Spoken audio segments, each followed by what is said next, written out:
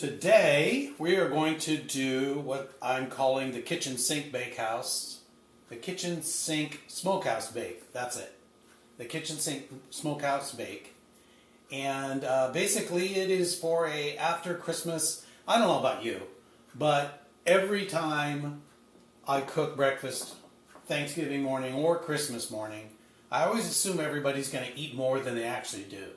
So I always have a lot of leftovers. So this is a good way of utilizing it because it's very simple to make. You can make it ahead. You can bake it in the morning. You could bake it the night before and reheat it. There's a lot of different ways you could do this to make it super simple and use up your extras. As I say, not food waste, just good food. So let's go over it really quick and we'll get this going. Now, because this bakes for 40 minutes, I actually have one in the oven warming that I already made, so you can see the finished product. I'll pull that out after we get things started here, so you can see it. And then at the end, I'll cut into it, give you a nice visual of the slice. So, start out with, we have 2 cups of cooked leftover meat. It can be any meat you want. This is, let's see, Canadian bacon, sausage links, and peppered bacon I just diced up. So you want them probably in good sized chunks, about ½ an inch or so, just so they represent in the bake. And then we have a ½ of a medium onion, which is about ½ cup. We have, the recipe calls for 1 small poblano. My poblano was huge, so that's ½ a poblano.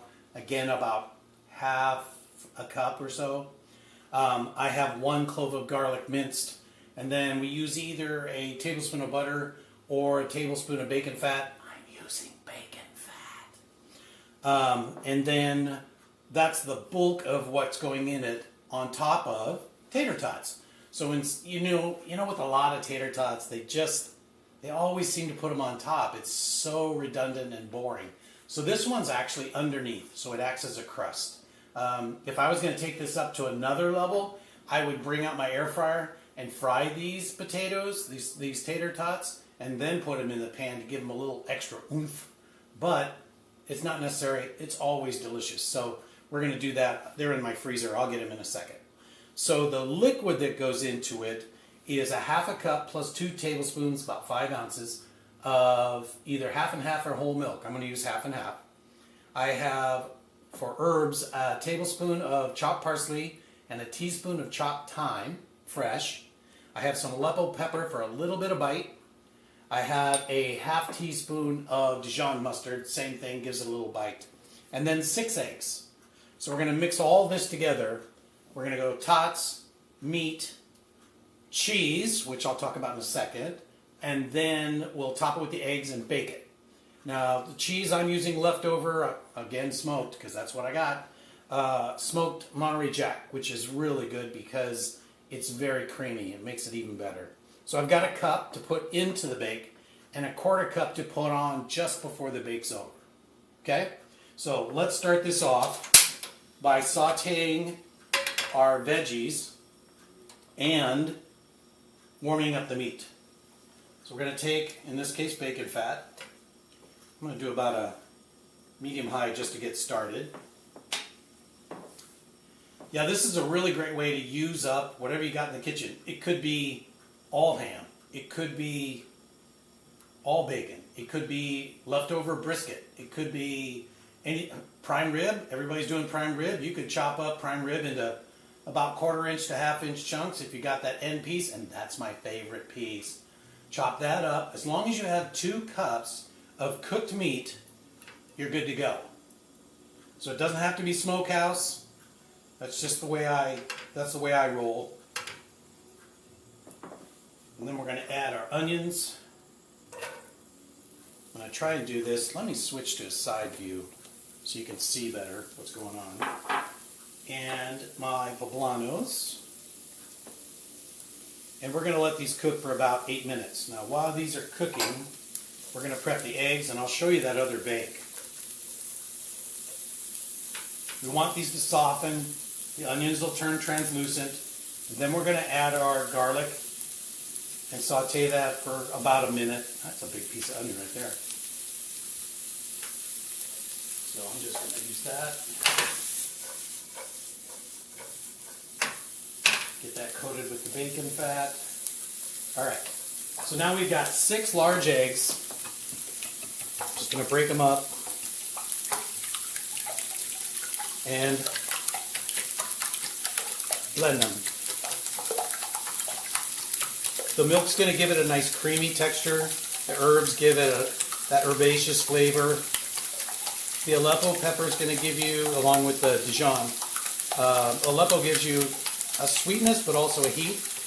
And Dijon just gives you that nice tang. There's not a whole lot in here. Okay. Smelling good. All right, let's add our milk.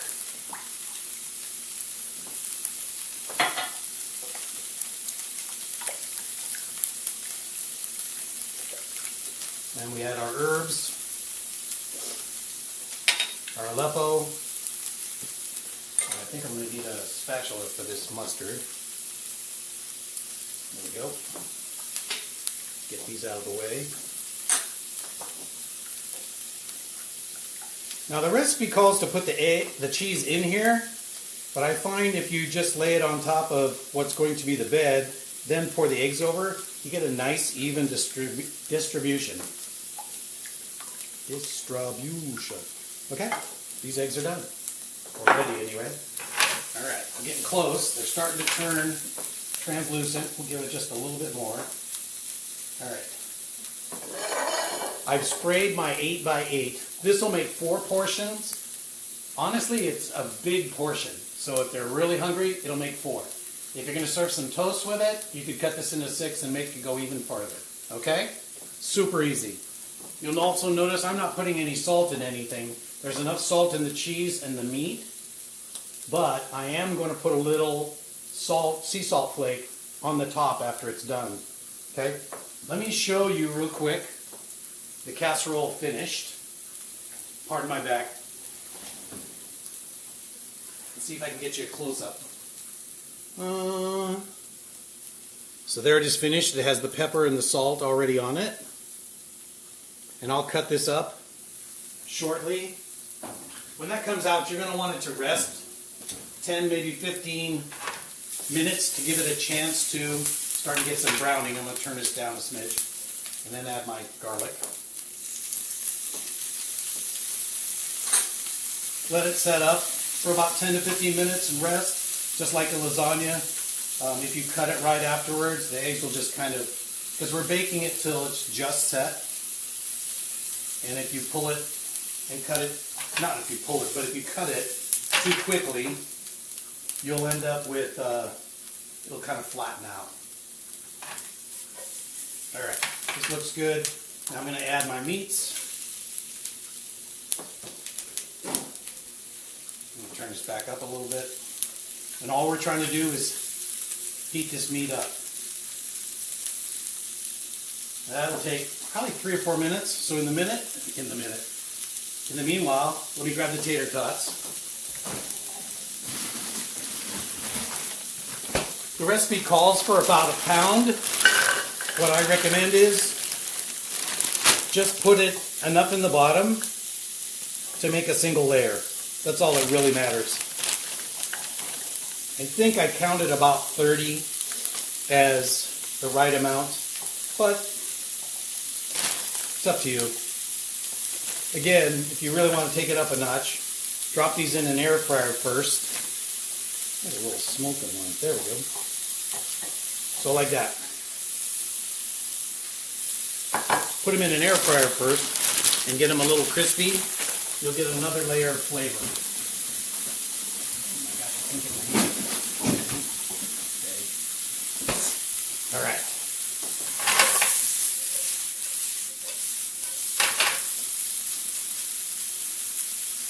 All right. Getting close. Again, you can see this all comes together once you prep and dice up your meat. It's pretty fast.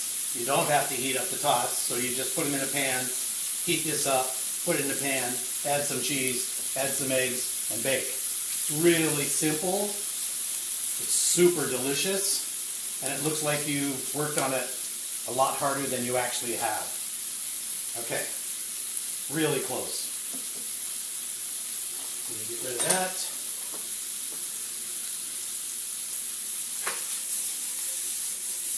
All right, I'm going to push this off and see if I can get a better view. Nope, it's better over here.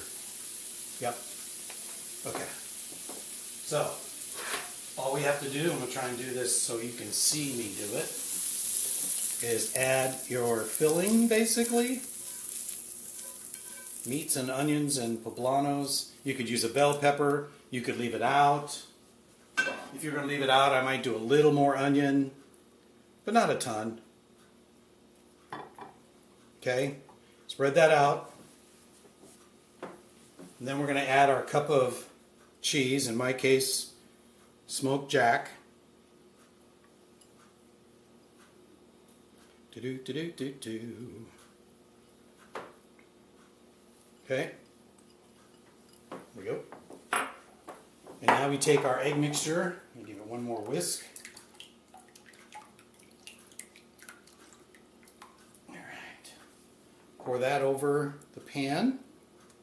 And just kind of go around and try and get a little bit of egg over everything. All right. And we're ready to go in the oven. That's it. 40 to 50 minutes. I found 40 works for my oven, but start with 40 and see where it goes. Bake it in an oven. And let me grab this, I think, so you can see it better. After 40 minutes, you're going to put your last quarter of a cup of cheese on top, and then another 5 to 10 minutes. Pull it out, let it rest 10 to 15 minutes, and you've got breakfast. So it's probably close to hour and a half, really more about the baking, not really the prep. It's super easy to make, it just takes a little while to bake. So, let's take a look, shall we? I'm going to see if I can get, this has been out for, I'm going to try and take a fourth out of here. Almost all of my recipes are designed for 4, but they can be scaled if you need it for more. Let's see if I can get this out.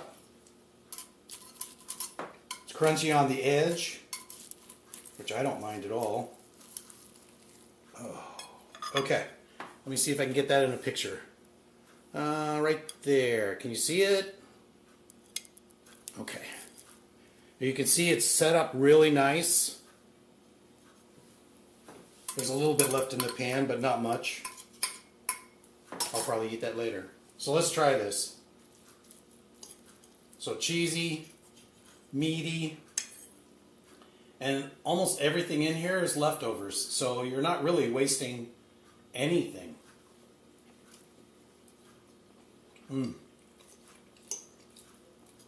Wow, it's good. You know, I can taste a little bit of the thyme. Oh, I get the Aleppo. If you're not really big into spice, I mean, this isn't hot, but it's got some back of the throat heat. If you prefer, cut back the Aleppo on the recipe, maybe half. And if you don't like heat at all, just leave it out. It'll be fine.